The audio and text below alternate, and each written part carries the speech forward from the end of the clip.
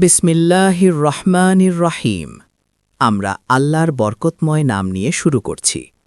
আমরা তার প্রশংসা করি এবং তার মহিমা ঘোষণা করি, ঠিক যেভাবে তার প্রশংসা ও মহিমা ঘোষণা করা উচিত। আর আমরা তার সকল সম্মানিত রাসূলদের ওপর শান্তি ও রহমত বর্ষণের জন্য দোয়া করি, বিশেষ করে তাদের মধ্যে সর্বশেষ আমাদের প্রিয় নবী মুহাম্মদ সাল্লাল্লাহু আলাইহি ওয়াসাল্লামের ওপর। নতুন মাস জুমাদাল উখরার এই চতুর্থ দিনে ক্যারিবিয়ান সাগরে অবস্থিত আমার জন্মভূমি ত্রিনিদাদ দ্বীপের আমার বসার ঘর থেকে আপনাদের সবাইকে অভিবাদন জানাচ্ছি। আসসালামু আলাইকুম ওয়া রাহমাতুল্লাহি ওয়া বারাকাতুহ। কথা বলার সময় আমাকে বারবার পানি পান করতে হচ্ছে, এজন্য আপনারা আমাকে ক্ষমা করবেন। আসলে আমার মুখ শুকিয়ে যাচ্ছে, আর সে কারণেই বারবার ঠোঁট ভেজাতে হচ্ছে। আজ আমাদের আলোচনার বিষয়বস্তু বেশ ভয়ঙ্কর, কিন্তু আমি শুধু বিভিন্ন ঘটনার সূত্রগুলো মেলানোর চেষ্টা করছি, আর এটাই আল্লাহ আমাকে উপহার হিসেবে দিয়েছেন। আল্লাহ তার অশেষ মেহেরবানিতে আমাকে এই প্রজ্ঞা দান করেছেন। তিনি আমার বাবাকেও এই প্রজ্ঞা দিয়েছিলেন রাহিমাহুল্লাহ, এবং আমাকেও দিয়েছেন, যার মাধ্যমে আমি বিভিন্ন ঘটনার মধ্যে সম্পর্ক স্থাপন করতে পারি। আর এখন আমি খুব স্পষ্টভাবে দেখতে পাচ্ছি এখানে মোটেও বৃষ্টি হচ্ছে না। আমি পরিষ্কার দেখতে পাচ্ছি যে ইসরায়েল বিশ্বকে একটি পারমাণবিক যুদ্ধের দিকে নিয়ে যাচ্ছে। তাই আমাদের আজকের আলোচনার বিষয় হল ইসরায়েল বিশ্বকে পারমাণবিক যুদ্ধের দিকে নিয়ে যাচ্ছে। আর যখন এই যুদ্ধটি ঘটবে তখন কত মানুষ মারা যাবে তা কেউই জানে না। পৃথিবীর কতগুলো অংশ যে পুরোপুরি ধ্বংস হয়ে যাবে এবং সেখানে আর কখনোই কেউ বসবাস করতে পারবে না, সেটাও কেউ জানে না। আমরা এসব জানি না, কারণ ইতিহাসে এর আগে কখনো এমন যুদ্ধ হয়নি। বিশ্ববিদ্যালয়ে তারা এই বিষয়টি পড়ায় না। খ্রিস্টান এসক্যাটোলজি নিয়ে যারা কাজ করেন সেই ভাইদের কাছে অ্যান্টিক্রাইস্ট সম্পর্কে ততটা তথ্য নেই যতটা আমাদের ইসলামী এসক্যাটোলজিতে রয়েছে। আর আমরা খুব ভ্রাতৃত্বপূর্ণভাবেই তাদের সাথে এই জ্ঞান শেয়ার করি। এখানে কোনো বক্সিং ম্যাচ বা লড়াইয়ের কিছু নেই, একেবারেই না। কোনো রেষারেষিও নেই। পৃথিবীর বুকে আমরাই সেই দুটি জাতি যারা বিশ্বাসের জায়গা থেকে এটা মানি যে মসিহ এসেছিলেন, মসিহ চলে গেছেন এবং মসিহ আবার ফিরে আসবেন। সুতরাং এখন যখন আমরা ইসলামী এসক্যাটোলজিতে অ্যান্টিক্রাইস্টের বিষয়ে ফিরে তাকাই, আমরা দেখি যে কোরআন তার দিকে ইঙ্গিত করেছে। আর এটি হলো একটি আয়াত মুতাশাবিহা, যার মানে হলো এই আয়াতটি বোঝার জন্য এর ব্যাখ্যা বা তাফসির প্রয়োজন। আর যখন আমরা কোরআনের তাফসির করি, আমরা জানি যে একমাত্র আল্লাহই নিশ্চিত করতে পারেন যে একটি ব্যাখ্যা সঠিক কিনা। তাই আমরা যখন কোরআনের ব্যাখ্যা করি তখন সেখানে কোনো লড়াইয়ের সুযোগ নেই। কোরআনের ব্যাখ্যাকে কখনোই মুমিনদের মধ্যে বিভেদ সৃষ্টির হাতিয়ার হিসেবে ব্যবহার করা উচিত নয়। আমরা ব্যাখ্যা করি, কিন্তু শেষে বলি আল্লাহই সবচেয়ে ভালো জানেন। যদি আমাদের ব্যাখ্যা সঠিক হয় তবে তা সত্য হিসেবে প্রতিষ্ঠিত হবে এবং টিকে থাকবে। আর যদি আমাদের ব্যাখ্যা ভুল হয়, অতীতেও অনেকে ভুল করেছেন এবং আমি সবসময় আনন্দের সাথেই স্বীকার করি যে আমার ভুল হয়েছে। কিন্তু যখন আমি ভুল করি তখন আমাকেই সবার আগে ছুটে গিয়ে সেই ভুল শুধরে নিতে হবে। আমার ভুলগুলো লুকিয়ে রাখার মধ্যে কোনো অহংকার থাকা উচিত নয়, একেবারেই না। সেটা কোনো প্রকৃত জ্ঞানীর পথ হতে পারে না। তাই কোরআন আমাদের বলেছে, তাফসির করতে গিয়ে যদি আপনি কোনো ভুলও করেন, ইনশাআল্লাহ আপনার চেষ্টার জন্য আপনি তবুও সওয়াব পাবেন, কিন্তু আগামীকাল আপনার সেই ভুল ব্যাখ্যা বিস্মৃতির অতলে হারিয়ে যাবে, মানুষ তা ভুলে যাবে। তো এখন কোরআনের সূরা আল মুরসালাতে আমরা একটি আয়াত চিহ্নিত করেছি। বিসমিল্লাহির রহমানির রহিম। ইনতালিকু ইলা জিল্লিন জি সালাসি শুআব। প্রায় 10 বা 15 বছর আগের কথা, যখন আমি বুঝতে পারি যে এই আয়াতটি অ্যান্টিক্রাইস্টের সাথে সম্পর্কিত। কোরআন বলছে, চলো সেই ছায়ার দিকে যার রয়েছে 3টি শাখা, চলো সেই ছায়ার দিকে যার 3টি শাখা রয়েছে। আর আমি বলি, এবং আল্লাহই সবচেয়ে ভালো জানেন, এটি অ্যান্টিক্রাইস্ট বা দাজ্জালকে নির্দেশ করছে। আমি খ্রিস্টান এসক্যাটোলজিতেও একই জিনিস দেখতে পাই, যেখানে তাদেরও 3টি অংশ রয়েছে, 6, 60 এবং 600, অর্থাৎ 666। কিন্তু আমাদের ইসলামী এসক্যাটোলজিতে নবী মুহাম্মদ সাল্লাল্লাহু আলাইহি ওয়াসাল্লামের একটি ভবিষ্যৎবাণী রয়েছে, যা কোরআনের এই আয়াতের সাথে পুরোপুরি মিলে যায়। তিনি বলেছেন যে যখন অ্যান্টিক্রাইস্ট বা দাজ্জালকে পৃথিবীতে ছেড়ে দেওয়া হবে, তখন সে পৃথিবীতে 40 দিন অবস্থান করবে। তার একটি দিন হবে 1 বছরের সমান, যার অর্থ হল একটি অনেক দীর্ঘ সময়কাল। একটি দিন হবে 1 মাসের সমান, যার মানে হল তার দ্বিতীয় ধাপের সময়কাল কিছুটা ছোট হবে। একটি দিন হবে 1 সপ্তাহের সমান, যার অর্থ হল অ্যান্টিক্রাইস্টের জীবনের তৃতীয় ধাপটি হবে খুব অল্প সময়ের। ওয়াসাইরু আইয়ামিহি কা আইয়ামিকুম। আর যদিও এখন এটা মনোযোগ দিয়ে শুনুন, কারণ আমি প্রথমবারের মতো এভাবে এটি ব্যাখ্যা করছি। যদিও তার প্রথম দিনটি 1 বছরের সমান, দ্বিতীয় দিনটি 1 মাসের সমান এবং তৃতীয় দিনটি 1 সপ্তাহের সমান, তবুও তার সবগুলো দিনই কিন্তু আপনাদের দিনগুলোর মতোই। এই প্রথমবার আমি এই হাদিসটি এমনভাবে ব্যাখ্যা করছি। যখন আমি দাজ্জাল, কোরআন এবং সময়ের ওপর আমার বইটি লিখব, তখন এই হাদিসের ওপর আরও বিস্তারিত বিশ্লেষণ থাকবে। তবে আজকের জন্য আমাদের ইসলামী এসক্যাটোলজিতে যা রয়েছে, আর আজই আমি একজন খ্রিস্টান এসক্যাটোলজিস্টের কাছ থেকে একটি ইমেইল পেয়েছি এবং তিনি নবী আলাইহি সালাতু ওয়া সালামের এই হাদিসের ওপর মন্তব্য করছিলেন এবং তার নিজস্ব দৃষ্টিভঙ্গি ও ব্যাখ্যা দিচ্ছিলেন। এই খ্রিস্টান এসক্যাটোলজিস্ট আমার সাথে যোগাযোগ রাখছেন। সুতরাং আমরা বলেছি যে অ্যান্টিক্রাইস্টের প্রথম ধাপে যেই ধাপটি দীর্ঘ সময় ধরে চলবে, এবং দ্বিতীয়ত খুব মনোযোগ দিয়ে শুনুন, যেই ধাপে মনে হবে যে সময় খুব ধীরে ধীরে ধীরে এগোচ্ছে আর আমরা যা কিছুর মধ্য দিয়ে যাচ্ছি তা হয়তো চিরকাল এভাবেই চলবে। আমরা বলেছিলাম সেই প্রথম ধাপেই অ্যান্টিক্রাইস্ট, যে কিনা শেষ পর্যন্ত জেরুজালেম থেকে পুরো বিশ্বকে শাসন করতে চায়, ইসরায়েল রাষ্ট্রের মাধ্যমে যা হবে বিশ্বের নিয়ন্ত্রক রাষ্ট্র। এই অ্যান্টিক্রাইস্টই আধুনিক পশ্চিমা সভ্যতার জন্ম দেয় এবং এই আধুনিক পশ্চিমা সভ্যতার ভেতরেই সে খুব রহস্যজনকভাবে একটি শাসক রাষ্ট্র তৈরি করে, আর সেটা ছিল ব্রিটেন। আর প্যাক্স ব্রিটানিকা বা ব্রিটিশ সাম্রাজ্যের বিশ্বশাসন ব্যাখ্যা করার মতো সময় এখন আমাদের হাতে নেই।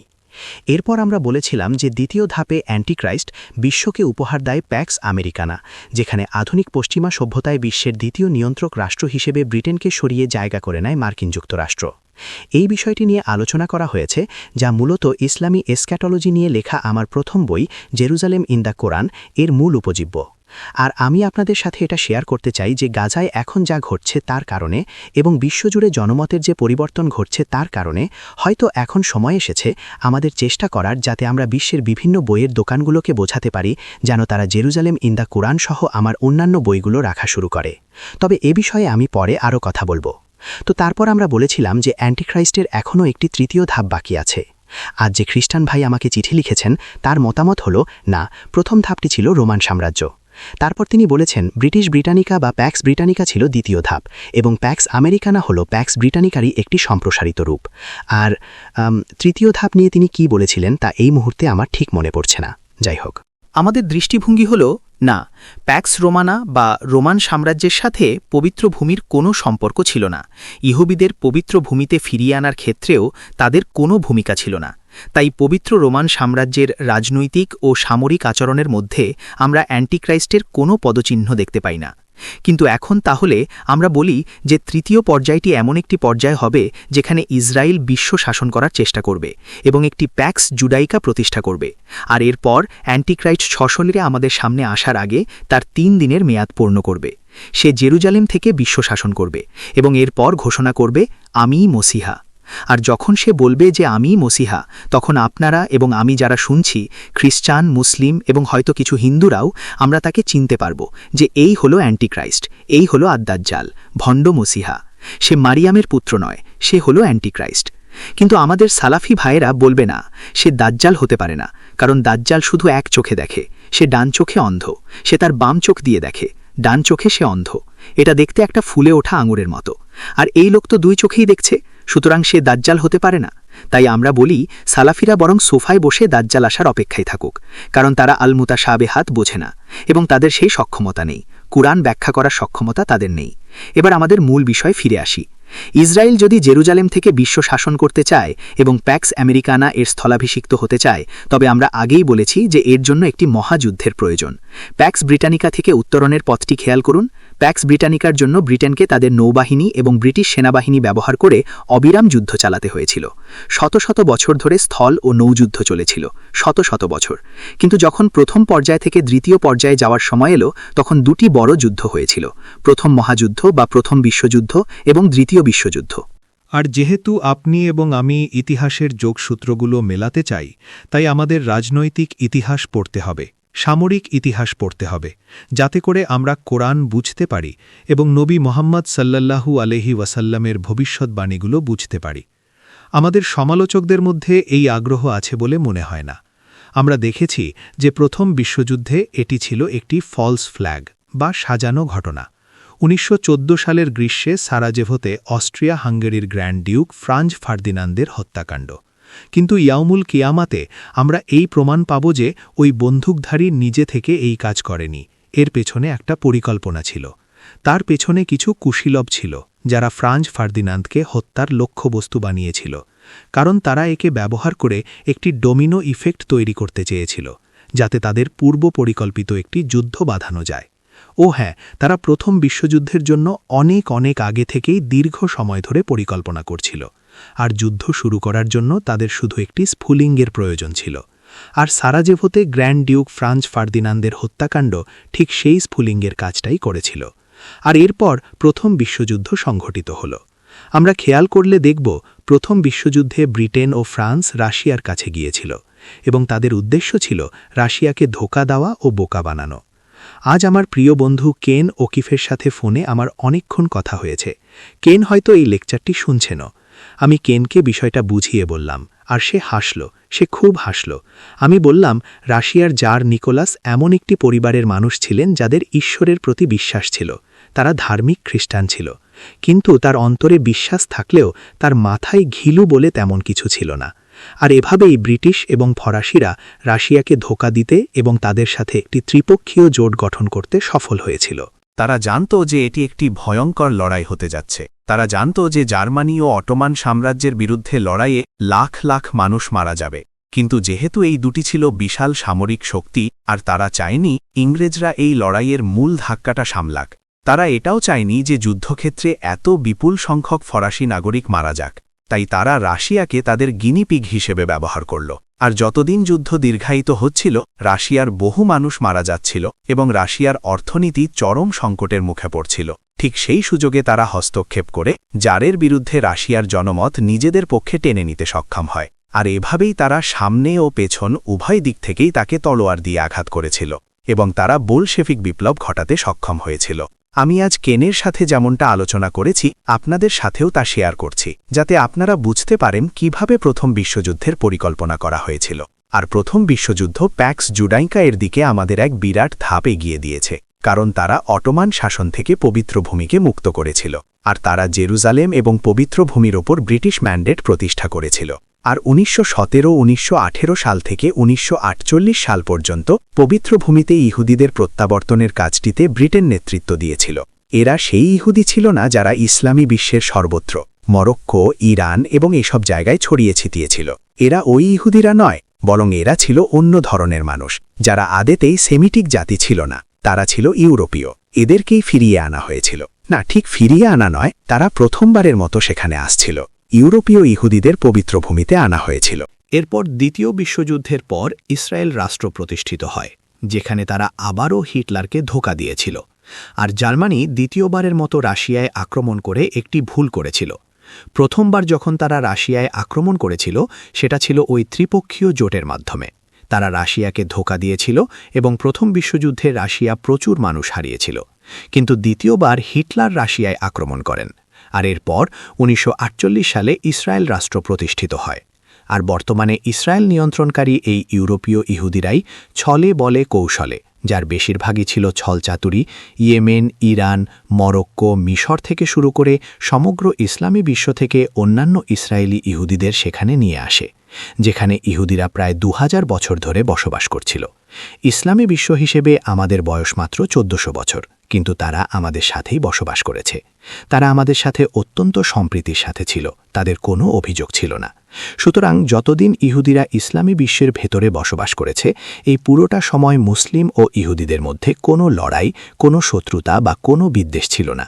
এমনকি তারা অটোমান সাম্রাজ্যের কনস্টান্টিনোপলি বসবাস করেছে, আর অটোমান সাম্রাজ্য তাদের সুরক্ষা দিয়েছিল। কিন্তু এই ইহুদিদের এখন ধোঁকা দিয়ে ইউরোপীয় ইসরায়েল রাষ্ট্রের দ্বারা পবিত্র ভূমিতে নিয়ে আসা হয়েছে। এরপর আপনারা দেখলেন কিভাবে এই ইউরোপীয় ইসরায়েল রাষ্ট্র বইয়ের প্রতিটি কৌশল, প্রতিটি মিথ্যা এবং আপনার কল্পনায় আসতে পারে এমন প্রতিটি নিপীড়নের হাতিয়ার ব্যবহার করে ক্রমাগত সম্প্রসারিত হচ্ছে এবং এমন একটি ভূখণ্ডের নিয়ন্ত্রণ নিচ্ছে যা কখনোই তাদের ছিল না।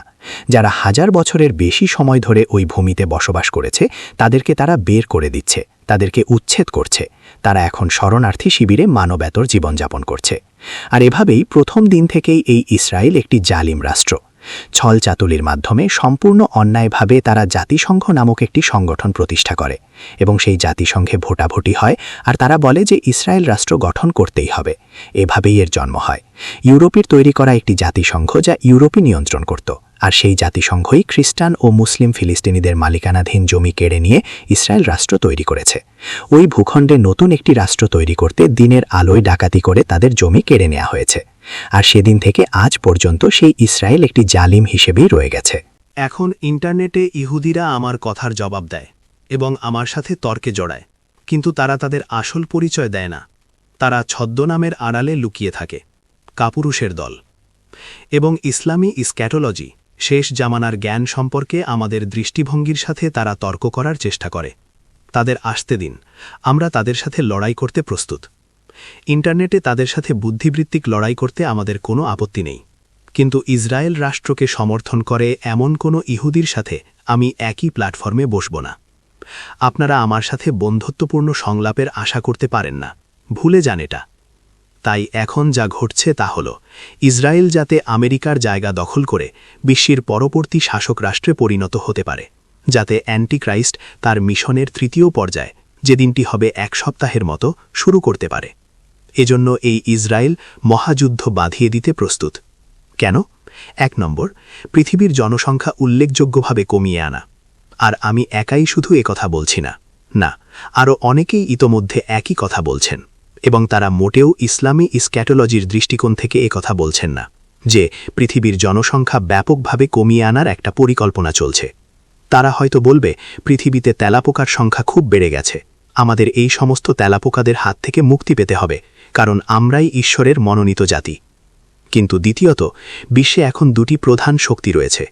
এক সময় সোভিয়েত ইউনিয়ন ছিল এবং পশ্চিমা জোট ছিল, আর তারপর যখন সোভিয়েত ইউনিয়ন তার তাঁবু গুটিয়ে রাতের অন্ধকারে মিলিয়ে গেল, তখন এক নতুন রাশিয়ার উদ্ভব ঘটল, খুব রহস্যজনকভাবেই, যা আবার রাশিয়ার গোড়া অর্থোডক্স খ্রিস্টান হৃদয়ে ফিরে এসেছে। আর যখনই এটা হলো, তখন বিশ্বে চীনই প্রথম এই দূরদৃষ্টি ও রাজনৈতিক বিচক্ষণতার পরিচয় দিয়েছিল। তারা বুঝতে পেরেছিল যে এই রাশিয়া চীনের কোনো প্রতিদ্বন্দ্বী নয়। আগের সোভিয়েত ইউনিয়ন চীনের প্রতিদ্বন্দ্বী ছিল, কিন্তু এই রাশিয়া চীনের প্রতিদ্বন্দ্বী নয়। বস্তুত চীন খুব দ্রুতই এই সিদ্ধান্তে পৌঁছেছিল যে এই রাশিয়াকে বিশ্বাস করা যায়, যেখানে পশ্চিমাদের বিশ্বাস করা যায় না। সুতরাং সোভিয়েত ইউনিয়ন যখন তাদের তাঁবু গুটিয়ে রাতের অন্ধকারে হারিয়ে গেল, তখন চীন এই রাশিয়ার দিকে হাত বাড়িয়েছিল। রাশিয়াও চীনের এই উদ্যোগে সাড়া দেয় এবং রাশিয়া ও চীনের মধ্যে একটি জোট গড়ে ওঠে। আর এই জোট বিশ্বের বুকে এমন এক শক্তিশালী সামরিক, রাজনৈতিক ও অর্থনৈতিক ব্লকে পরিণত হয় যা বাকিদের সাথে পাল্লা দিতে পারে, ন্যাটোর সাথে পাল্লা দিতে পারে। আর এখন আমরা দেখতে পাচ্ছি রাশিয়া আজ বিশ্বের সবচেয়ে বড় সামরিক শক্তিতে পরিণত হয়েছে। কিন্তু ইসরায়েল এই দুই পরাশক্তির মধ্যে একটি মহাযুদ্ধ বাধাতে চায়, কারণ ইসরায়েল হিসাব কষে দেখেছে যে চীন রাশিয়া জোট এবং ন্যাটোর মধ্যে একটি যুদ্ধ, অর্থাৎ একটি পারমাণবিক যুদ্ধ, হবে পারস্পরিক ধ্বংসের যুদ্ধ। আর যখন এই দুই বৃহৎ পরাশক্তি একটি পারমাণবিক যুদ্ধে ধ্বংস হয়ে যাবে এবং বিশ্বের জনসংখ্যা উল্লেখযোগ্যভাবে কমে যাবে, তখন ইসরায়েলের সামনে বিশ্বের নতুন শাসক রাষ্ট্র হওয়ার দাবি করার সুযোগ আসবে। আজ আমি যা বলছি তার কিছুই আপনাদের কাছে নতুন নয়। আপনারা অনেক আগে থেকেই এসব জানেন। আপনারা যারা আমাকে শুনে আসছেন এবং যারা চিন্তা ভাবনা করেন তারা জানেন। কিন্তু আরও অনেকেই আছে জানেন তো, যারা শুধু বিরিয়ানি খায় আর বাড়ি গিয়ে ঘুমিয়ে পড়ে। জ্ঞানের ক্ষুধা নিয়ে তাদের কোনো মাথা ব্যথা নেই। আর যারা সদ্য আমাকে আবিষ্কার করেছেন তারা হয়তো প্রথমবার এসব শুনছেন, কিন্তু আপনাদের অনেকেই আছেন যারা আগে থেকেই এসব জানেন। এখন ঘটনাগুলো মিলিয়ে দেখলে যা দাঁড়াচ্ছে তা হল, যদিও মহাযুদ্ধটি এখনও ঘটেনি, ইসরায়েল জানত। ইসরায়েল খুব ভালো করেই জানত যে ইসলামিক রেজিস্ট্যান্সের যে হামলাটি হয়েছিল ওটা কি অক্টোবরে ছিল?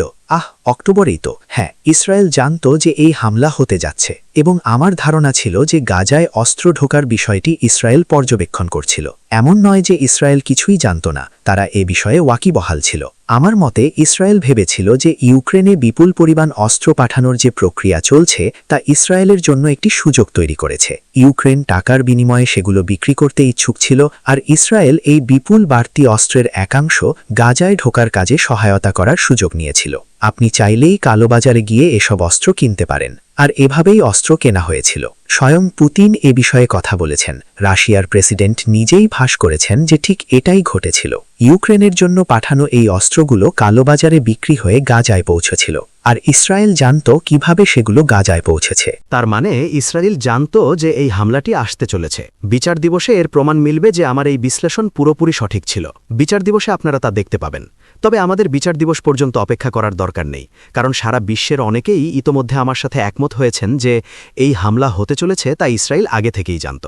তাহলে কেন ইসরায়েল এই হামলাটি হতে দিল? খেয়াল করবেন, আমি কখনোই ইসলামিক রেজিস্ট্যান্সের জন্য আরবি সংক্ষিপ্ত নামটি ব্যবহার করিনি। যে আরবি নামটি আমি কখনো উল্লেখ করিনি, ইংরেজিতে তার অর্থ দাঁড়ায় দ্য ইসলামিক রেজিস্ট্যান্স। এর মানে এটাই। তাই আমি ইসলামিক রেজিস্ট্যান্স শব্দটি ব্যবহার করতেই পছন্দ করি, যা মূলত ইয়াসির আরাফাতের নেতৃত্বাধীন PLO এর ধর্মনিরপেক্ষ জাতীয়তাবাদী ফিলিস্তিনি প্রতিরোধের সম্পূর্ণ বিপরীত। ওটা হলো ধর্মনিরপেক্ষ প্রতিরোধ, আর এটা হলো ইসলামিক প্রতিরোধ। আর যখন এই ইসলামিক রেজিস্ট্যান্সের উত্থান হলো, তখন স্বাভাবিকভাবেই বলা হলো এরাই সন্ত্রাসী, এরাই সন্ত্রাসী, এরাই সন্ত্রাসী। আর ধর্মনিরপেক্ষ প্রতিরোধ গোষ্ঠী, আরে না, তারা তো এখন ভালো মানুষ। ব্যাপারটা সত্যিই হাস্যকর। সুতরাং আমি আরবি সংক্ষিপ্ত নামটি ব্যবহার করি না, আমি তাদের ইসলামিক রেজিস্ট্যান্স বলি। এরপর সেই ইসলামিক রেজিস্ট্যান্স ইসরায়েলে হামলা চালায়। 1000-এর বেশি ইসরায়েলি নিহত হয়েছিল, এবং তাদের জীবন বাঁচানো যেত যদি ইসরায়েল অন্তত তাদের সতর্ক করত যে একটি হামলা হতে চলেছে।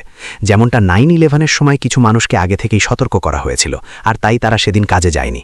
কিন্তু তারা চাইলে এবারও তেমনটা করতে পারত, যা তারা করেনি। ফলে এই মানুষগুলো প্রাণ হারায়, এবং তাদের অনেককে যুদ্ধবন্দী হিসেবে ধরে নিয়ে যাওয়া হয়, অথবা ওরা যাদেরকে জিম্মি বলে ডাকে। এখন কথা হলো, আমার প্রথম প্রতিক্রিয়ায় আমি প্রশ্ন তুলেছিলাম ইসরায়েল এমনটা কেন করল। তখন আমার মনে হয়েছিল যে ইসরায়েল এই সুযোগ কাজে লাগিয়ে ইরানের সাথে একটি বড় যুদ্ধ বাঁধানোর চেষ্টা করছে। এটা ছিল আমার প্রাথমিক ধারণা। আমি ভেবেছিলাম ইসরায়েল হিজবুল্লাহকে উস্কানি দিয়ে যুদ্ধে জড়াতে চাইবে, আর হিজবুল্লাহ একবার যুদ্ধে জড়ালে ইরানের দিকে যাওয়ার রাস্তা পরিষ্কার হয়ে যাবে। আর ঐতিহাসিকভাবে ইসরায়েলের মূল লক্ষ্য ছিল ইরান। এটা ছিল আমার প্রথম ধারণা, কিন্তু এখন এটা পরিষ্কার যে আমি ভুল ছিলাম। আমি ভুল ছিলাম। পরিস্থিতি বুঝতে আমার ভুল হয়েছিল। আমার বিশ্বাস ওটা তাদের মূল পরিকল্পনা ছিল না। মূল পরিকল্পনাটা ছিল এই সুযোগটাকে কাজে লাগিয়ে ইসরায়েল পুরো গাজাকে সাফ করে ফেলবে, গাজাকে ফিলিস্তিনি শূন্য করা, গাজা থেকে তাদের ছুঁড়ে ফেলা, এবং গাজায় তাদের বসবাসের অযোগ্য পরিবেশ তৈরি করা, যাতে ইসরায়েল চিরতরে এই সমস্যা থেকে মুক্তি পায়। কোথায় ছুঁড়ে ফেলবে? সিনাই উপদ্বীপে ছুঁড়ে ফেলবে। কিন্তু সিনাই তো মিশরের, সুতরাং এর জন্য মিশর সরকারের সম্মতি প্রয়োজন, অথবা তাদের মিশরে গিয়ে থাকতে দেওয়া হোক, বা ইসলামী বিশ্বের অন্য কোথাও গিয়ে থাকার ব্যবস্থা করা হোক, সব ফিলিস্তিনিকে। সুতরাং ইসরায়েল ইসলামিক রেজিস্ট্যান্সের হামলার পাল্টা জবাব দিয়েছিল, কারণ তারা এমন একটি পূর্ব পরিকল্পিত অপারেশনের মাধ্যমে জবাব দিয়েছিল, যার লক্ষ্য ছিল সন্ত্রাস বা ত্রাস সৃষ্টি করে পুরো গাজা দখল করা এবং সমস্ত ফিলিস্তিনিকে উচ্ছেদ করা। শুধু ইসলামিক রেজিস্ট্যান্স নয়, আসল কথা হল গাজার প্রতিটি মুসলিম এবং প্রতিটি খ্রিস্টান ইসরায়েলের জন্য একটি হুমকি। আর তাই গত 2 মাস ধরে আমরা যা দেখছি তা হল ইসরায়েলের এই অবিরাম নিপীড়ন কেবলই বাড়ছে, ক্রমশ বৃদ্ধি পাচ্ছে। আর এখন তারা তাদের পরিকল্পনা করছে, কিন্তু আল্লাহ তার পরিকল্পনা করছেন। সোভিয়েত ইউনিয়নের দিকে তাকালেই দেখবেন সেখানে কি ঘটেছিল। ওটা ছিল একটা দুষ্ট রাষ্ট্র, একটা নাস্তিক রাষ্ট্র, যারা খ্রিস্টানদের ওপর জুলুম করত, মুসলিমদের ওপর জুলুম করত, মানুষের ধর্মীয় জীবনযাপনের ওপর জুলুম করত। আর তবুও সেই সোভিয়েত ইউনিয়ন রাতারাতি রাশিয়াকে এমন এক উচ্চ বৈজ্ঞানিক ও প্রযুক্তিগত দিক থেকে উন্নত দেশে পরিণত করতে সক্ষম হয়েছিল, যারা বিশ্বের সবচেয়ে শক্তিশালী এবং পরাক্রমশালী সামরিক বাহিনীতে পরিণত হতে ইচ্ছুক ও সক্ষম ছিল। ঠিক একইভাবে আমার কাছে মনে হচ্ছে গাজার ক্ষেত্রেও আল্লাহ তার পরিকল্পনা কাজ করছে। ইসরায়েল গাজায় যত বেশি হামলা করছে, যত বেশি অবিচার করছে, বিশ্বে ইসরায়েল তত বেশি একঘরে বা বিচ্ছিন্ন হয়ে পড়ছে। বিশ্বজুড়ে মিডিয়াগুলো সবসময় পশ্চিমা বিশ্ব ও ইসরায়েলের পক্ষে প্রোপাগান্ডা বা অপপ্রচারের কাজে ব্যবহৃত হওয়া সত্ত্বেও আজ মানবজাতির বেশিরভাগ অংশই দশকের পর দশক ধরে চলা এই সমস্ত প্রোপাগান্ডা সত্ত্বেও আজ সারা বিশ্বের জনমত ক্রমশ নিপীড়িত ফিলিস্তিনিদের পক্ষে এবং ইসরায়েলের বিপক্ষে চলে যাচ্ছে। আর আপনি যদি জাতিসংঘ নিরাপত্তা পরিষদ এবং সাধারণ পরিষদের ভোটের দিকে তাকান, আমার ধারণা আজ একটি প্রস্তাব উঠেছে। আমি জানি না আজ নিরাপত্তা পরিষদে কি হয়েছে, তবে গতবার যখন নিরাপত্তা পরিষদে ভোট হয়েছিল তখন কেবল যুক্তরাষ্ট্রই এককভাবে ভোট দিয়েছিল। ইসরায়েলের সমর্থনে বিশ্বের কেবল একটিমাত্র দেশ ছিল, কিন্তু যুক্তরাষ্ট্র যেহেতু নিরাপত্তা পরিষদের স্থায়ী সদস্য, তাই তাদের ভেটো দেওয়ার ক্ষমতা আছে। তবে আজ আমি জানি না আজ কি হয়েছে। এমনটা হতেই পারে যে ইসরায়েলকে যুদ্ধ বন্ধ করতে বা যুদ্ধে বিরতি দিতে বলা কোনো প্রস্তাবের পক্ষেই যুক্তরাষ্ট্রকে আজ ভোট দিতে হয়েছে। আপনি যদি জাতিসংঘের সাধারণ পরিষদের দিকে তাকান, আমরা দেখি যে বিশ্বের 150টিরও বেশি দেশ ইসরায়েলকে থামতে বলে একটি প্রস্তাব গ্রহণ করেছে, আর ইসরায়েলের পক্ষে ভোট দিয়েছে মাত্র 10টি দেশ।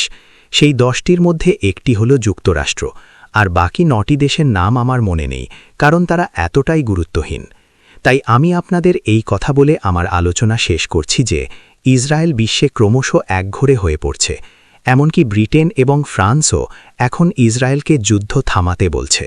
তাহলে এরপর কি হতে যাচ্ছে? উত্তর হল, যারা প্যাক্স জুডাইকা বৈশ্বিক ইহুদি আধিপত্য প্রতিষ্ঠা করতে চায়, তারা এখন বুঝতে পারবে যে জাতিসংঘ আর তাদের জন্য কোনো সম্পদ নয়। জাতিসংঘ এখন তাদের জন্য একটি বোঝায় পরিণত হয়েছে। দ্বিতীয়ত, তারা বুঝতে পারবে যে যেহেতু ইসরায়েল ক্রমশ একঘরে হয়ে পড়ছে, তাই সম্ভবত পরবর্তী বিশ্বযুদ্ধ বাঁধানোর সময় তাদের কাছে ঘনিয়ে আসছে। কিভাবে এই যুদ্ধ বাঁধানো হবে আমি জানি না, তবে এটা নিশ্চিত যে এটা কোনো ফলস ফ্ল্যাগ অপারেশনের মাধ্যমে হবে। কিন্তু যখন এই যুদ্ধ শুরু হবে, আমার বিশ্বাস এটি রাশিয়াকে চমকে দেবে, এটি চীনকে চমকে দেবে এবং সম্ভবত এটি ন্যাটোকেও চমকে দেবে। কারণ ন্যাটো, চীন বা রাশিয়া এদের কেউই এই মহাযুদ্ধ বা পারমাণবিক যুদ্ধ চায় না। এটা চায় প্যাক্স জুডাইকা। যারা প্যাক্স জুডাইকা চায় তারাই এই মহাযুদ্ধের সূত্রপাত ঘটাবে। আর আমি এই ভিডিওটি রেকর্ড করছি কারণ আমি ঘটনাগুলোর বিন্দুগুলো মিলিয়ে দেখেছি। আর ইসলামিক এসক্যাটোলজি নিয়ে পড়াশোনা করা আপনাদের একজন ভাই হিসেবে আমার দায়িত্ব আছে। যখন অন্যেরা তাদের বিরিয়ানি আর কুসকুস খেয়ে বাড়ি গিয়ে ঘুমাচ্ছে, তখন ঘটনাগুলো মিলিয়ে আমার যে বিশ্লেষণ যে ইসরায়েল এখন মানবজাতিকে একটি পারমাণবিক যুদ্ধের দিকে নিয়ে যাচ্ছে, তা আপনাদের সাথে ভাগ করে নেওয়া আমার দায়িত্ব। ধন্যবাদ। আসসালামু আলাইকুম ওয়া রাহমাতুল্লাহি ওয়া বারাকাতুহু।